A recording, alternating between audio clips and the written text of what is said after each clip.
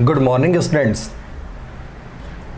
शैलेश दावत आज बहुत इम्पॉर्टेंट टॉपिक के बारे में आपको जानकारी देना चाह रहा है। नाम सबने सुना है IIT JEE, सबने नाम सुना हुआ है IIT JEE। अब IIT JEE है क्या? इट मीन्स इसकी बात में अगर आज के एग्जाम के हिसाब से बात करूं आपसे, तो आज हम डिस्कस कर रहे हैं JEE एडवांस के पैटर्न के बारे में।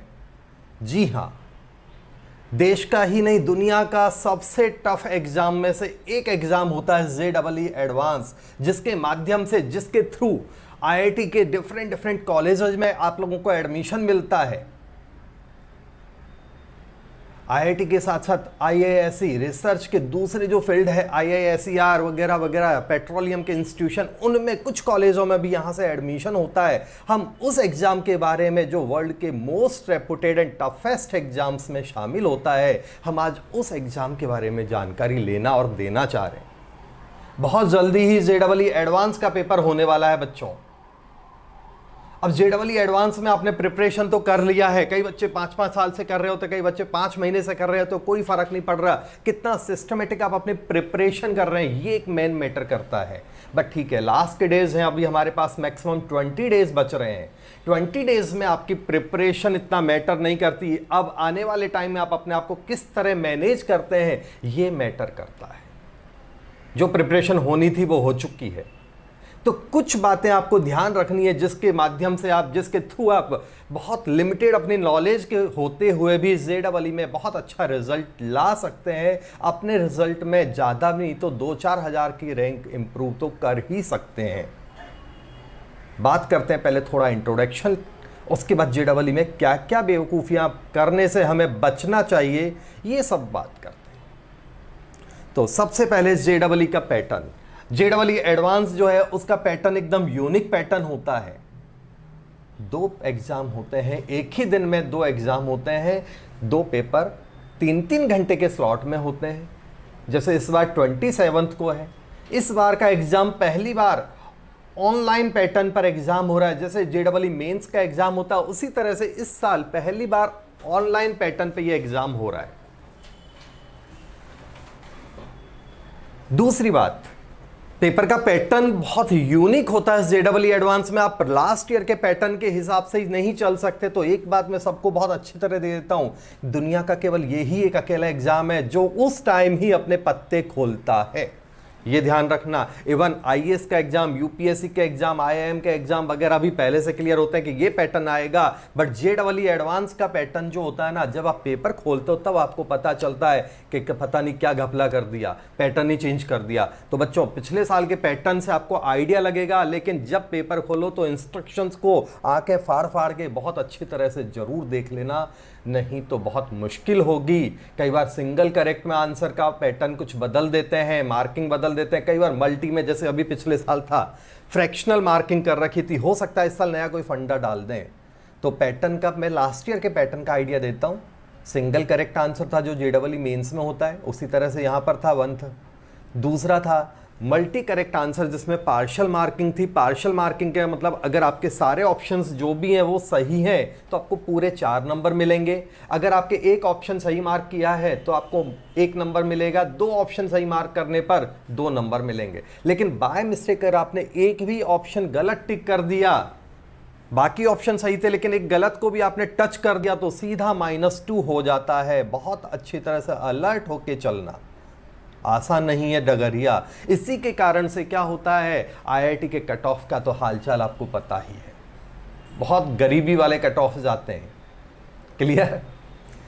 तीसरी बात, मैच है, मिंटीजर टाइप के क्वेश्चन है, उन सब का पैटर्न आप देख लीजिएगा, उसमें हम ज़्यादा टाइम नहीं लगा रहे हैं। दूसरी बात है कि JEE एग्जाम्स में कितने बच्चे फाइनली सेलेक्ट होते हैं, वो आइडिया मैं थोड़ा दे दूं, फिर आपको टिप्स देता हूं।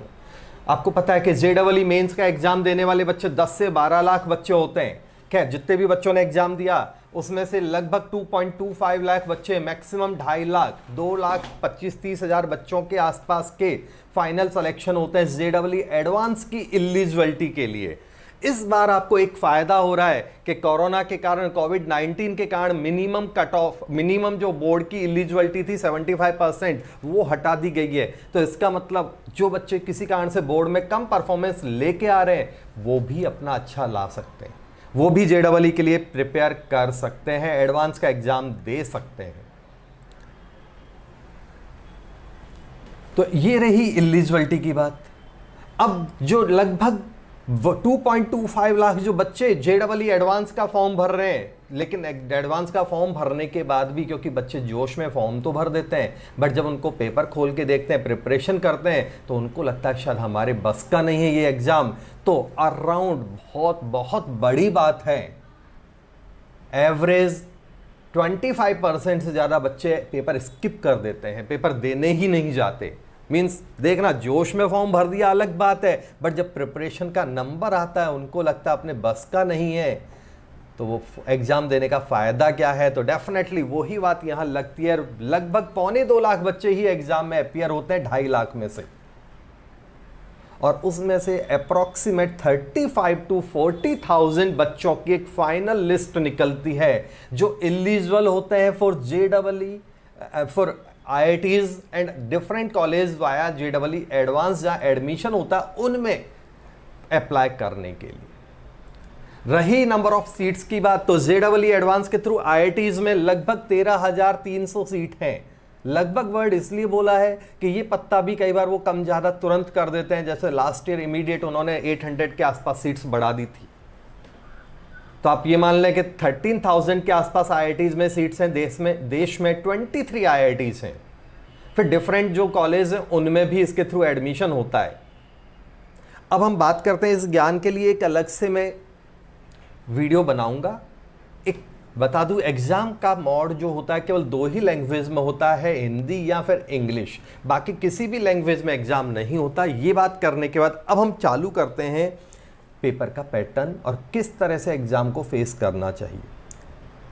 पहला सबसे इंपॉर्टेंट पॉइंट है भाई, 2 साल जितनों ने मेहनत कर ली या ज्यादा टाइम से जिन्होंने मेहनत कर ली वो कर ली। अब मेहनत करने का टाइम खत्म हो गया है। अब जो अपने मेन इंपॉर्टेंट टॉपिक्स हैं उनको ढंग से रिवाइज कर लो। Revise means point to point, mock exam के थ्रू अपनी प्रिपरेशन करना, ना कि टॉपिक एग्जाम के थ्रू। ये एक बहुत इंपॉर्टेंट बात है जो आप लोगों को ध्यान रखनी है। बिकॉज अगर अभी भी आप लेसन वाइज प्रिपरेशन कर रहे हैं तो मेरी लैंग्वेज में आप बेवकूफ़ी कर रहे हैं।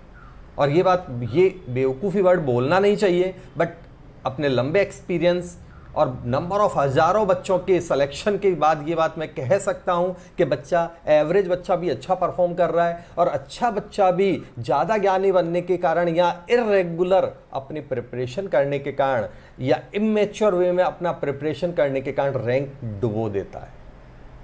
तो पहला काम, मॉक एग्जाम ज़्यादा से ज़्यादा दें। पिछले 5-7 साल के ओरिजिनल पेपर्स का प्रिपरेशन जरूर कर ले। फुल सिलेबस एग्जाम्स का प्रिपरेशन जो होता है, रियल पेपर्स लास्ट ईयर आए हैं उनका ज़रूर ज्ञान ले लें, उनको अच्छी तरह सॉल्व कर लें।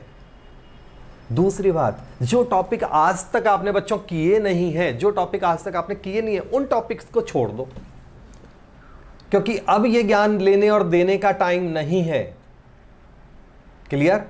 तो जो आपसे 2 साल में आपके काबू में जो टॉपिक नहीं आया, ये मान लो 20 दिन में अब आएगा भी नहीं, तो उन टॉपिक से बोले कि भैया तुम जीते हम हारे, रिमेनिंग टॉपिक जो है उन पे अपना फोकस करो। तीसरी बात, टाइम मैनेजमेंट प्रॉपर होना चाहिए। टाइम मैनेजमेंट का मतलब है फालतू टाइम, चलो IIT के लिए जो सोच रहा है वो तो बताने की बात नहीं है, फालतू टाइम वेस्ट तो कर नहीं रहा होगा कि टीवी देख रहा है, इधर घूम रहा है उधर घूम रहा है, वो कॉमन सेंस है। अदरवाइज उससे तो ये वीडियो देखने का भी हक नहीं है। तो टाइम मैनेजमेंट का मतलब है प्रॉपर अपनी हेल्थ पे ध्यान दो, टाइमली सोना, टाइमली पढ़ना और रिवाइज करने का तरीका प्रॉपर हो। फुल सिलेबस रिवाइज आप नहीं कर पाओगे तो जो आपने इंपॉर्टेंट नोट्स बनाए हैं उनको ही रिवाइज करो। ट्रिकी नोट्स और ट्रिकी लैंग्वेज को ध्यान दो। मेरे YouTube चैनल शैलेश सदावत पर भी आपको केमिस्ट्री के बहुत से ट्रिकी वीडियोस मिल जाएंगे, तो आप उस चैनल को देखोगे तो आपको काफ़ी अच्छा फ़ायदा मिल सकता है केमिस्ट्री में, तो एक बार वहाँ भी आप जा सकते हैं। चौथा जो सबसे मेन है, बिकॉज नेगेटिव मार्किंग भयंकर वाली है, 50% तक नेगेटिव होता है पिछले साल के रिकॉर्ड के हिसाब से, तो आप यहाँ पर बिल्कुल तुक्का ना लगाएं। ये बात बिल्कुल अच्छी तरह ध्यान रख लें। आप ये ना सोचें कि यार मेरे को 80-90% पेपर तो अटेम्प्ट करना है। मैं प्रीवियस ईयर के रिकॉर्ड बता दूं, सपोज जेडबल का पेपर होता 360 मार्क्स का, एडवांस का बात कर रहा हूं। सपोज वर्ड इसलिए लगाया है मैंने कि ये पत्ता भी तभी खुलता है कि फाइनल मार्क्स कितने होने वाले हैं। 350, 360, कई बार 364 कर देंगे रैंडम। तो मान लो 360 को हम मानते हैं, तो फर्स्ट रैंक 330, 320, 325 पर फर्स्ट रैंक बन जाती है ऑल इंडिया रैंक, और टॉप 10 आते आते 300 के नीचे हो जाता है। अगर आप 250 के ऊपर स्कोर कर रहे हैं तो डेफिनेटली आप इंडिया के टॉप 100 में, इमेजिन कर लो 360 में से आप 250 मार्क्स ला रहे हैं तो अभी टॉप 100 में पहुंच गए। और अगर 200 स्कोर कर रहे हो तो इंडिया के आप 1000 बच्चों के अंदर आराम से हो, 1000 से भी कम। और अगर आप 50% स्कोर कर जाते हो जेडबल में तो ऑल इंडिया रैंक आपकी 1000-1500 से ज़्यादा नहीं पहुंचने वाली है। तो इट मीन्स आप अगर अपना टारगेट बना लेते हो कि 50% के ऊपर जितना आएगा उतना अच्छा है, तो भी आपकी बहुत अच्छी रैंक आ रही है। तो ये बात ध्यान रखना। इसका मतलब ये है कि बहुत क्लियर आपको इंडिकेशन मिल रहा है कि बेटा तुक्का नहीं मारना, तुक्का मारेगा जेडबल वाला तेरे को मुक्का मारेगा। ये बात आप ध्यान रखिएगा। अगला, अगेन मैं अपने हर वीडियो में ये बात बोलता हूं, लास्ट स्टेज में अपनी प्रिपरेशन का ज्ञान लेने देने का काम बिल्कुल ना करें। अपने जान पहचान वालों से बहुत ज़्यादा ज्ञान ना लें। क्या करना है क्या नहीं करना है वो ज्ञान लेने की ज़रूरत नहीं है। और ना ही किसी को अपने प्रिपरेशन के बारे में ज़्यादा बताना है कि यार मैं तो इतना कर रहा हूँ, मैं इतना नहीं कर रहा हूँ, ये है वो है। कुछ नहीं करना अपने को, जो प्रिपरेशन हुई हो गई। बिकॉज जितना आप बताओगे आपको लगेगा उस बच्चे का तो इतना तैयार हो गया, मेरा तैयार तो अभी तक नहीं हुआ है, तो स्ट्रेस में आओगे। स्ट्रेस में आने का मतलब जो भी आपकी मेहनत है वो डाउन जानी है। तो ये बात भी आप ध्यान रखिएगा कि अभी आप लास्ट मोमेंट पे अपने प्रिपरेशन का बहुत ज़्यादा डिस्कशन ना करें। कम हुआ ज़्यादा हुआ, आपने 50% भी अगर प्रिपरेशन बहुत अच्छी कर ली तो आपका काम तो हो गया ना बच्चों। तो टेंशन उस बात का बिल्कुल मत लीजिएगा, ये बात बहुत अच्छी तरह से ध्यान रखिएगा। अगेन लास्ट वर्ड आज का, आपको एक बात ध्यान रखनी, जो इंपॉर्टेंट मार्क स्कोरिंग टॉपिक्स हैं उन पे फोकस जरूर कीजिएगा। मार्क स्कोरिंग टॉपिक्स में जैसे सबसे पहले आता है अपने, मान लो मेरा सब्जेक्ट केमिस्ट्री है तो मैं एग्जांपल देता हूँ, सब सारे सब्जेक्ट का ज्ञान नहीं दूंगा। केमिस्ट्री में आपका स्टाइक्योमेट्रिक और रिडॉक्स बहुत इंपॉर्टेंट होता है। ऑर्गेनिक पूरा का पूरा जब तक आपका कमांड नहीं होगा जेडबल एडवांस का ऑर्गेनिक आप सॉल्व नहीं कर सकते। इनऑर्गेनिक में भी यही बात है, आप पूरा का पूरा लिंक बना के चलोगे तो ही इनऑर्गेनिक होगी। तीसरी बात, आपको पेपर क्या होता है कि जेडबल एडवांस में स्ट्रक्चर्स और क्वेश्चंस बहुत बड़े बड़े दिए जाते हैं। बच्चा क्वेश्चन की साइज देख के ही डर जाता है, इतना बड़ा क्वेश्चन ये तो मेरे बस का नहीं होगा। ये बात आप बिल्कुल माइंड से निकाल दीजिएगा। जो जितना बड़ा क्वेश्चन आपको दिखेगा आंसर उतना ही सिंपल वे में निकलेगा। तो ये बात आप ध्यान रखना, क्वेश्चन कभी भी एकदम हाई फाई लेवल से सोचना मत, सॉल्व मत करना। क्वेश्चन हमेशा रूट्स से सॉल्व करना। जेडबल का पेपर टफ नहीं होता, बहुत लॉजिकल होता है, बट वो इतना लॉजिकल होता है कि अच्छे अच्छे एक्सपर्ट उसके आंसर निकालने में फंस जाते हैं। तो आप क्वेश्चन को हमेशा रूट्स से निकालना। ये मत सोचना कि इतना बड़ा स्ट्रक्चर है तो ये तो बहुत टफ होगा, नहीं, क्वेश्चन लॉजिकल होगा, रूट्स से निकलेगा। जेडबल वालों को, आईआईटी वालों को हार्ड वर्कर्स की जरूरत नहीं होती है, उनको जरूरत होती है स्मार्ट वर्कर्स की। अगर हार्ड वर्कर चाहिए आईआईटी वालों को तो वो बाहर से मजदूर नहीं बुला लेंगे। आप लोगों को क्यों लाखों का पैकेज, करोड़ों का पैकेज देंगे? मीन्स उनको मेहनत करने वाले, दिमाग से मेहनत करने वाले, स्मार्ट वर्क करने वाले लोग चाहिए। ये वर्ड आप ध्यान रखिएगा, इसी एंगल से आप अपने प्रिपरेशन कीजिएगा। और जब पेपर सॉल्व करने बैठे फाइनल एग्जाम का, स्ट्रेस फ्री होके करना। पहला पॉइंट, सोचना खोने के लिए आपके पास कुछ नहीं है, 50% भी ढंग से अटेम्प्ट कर दूंगा तो बहुत अच्छी रैंक बन जाएगी।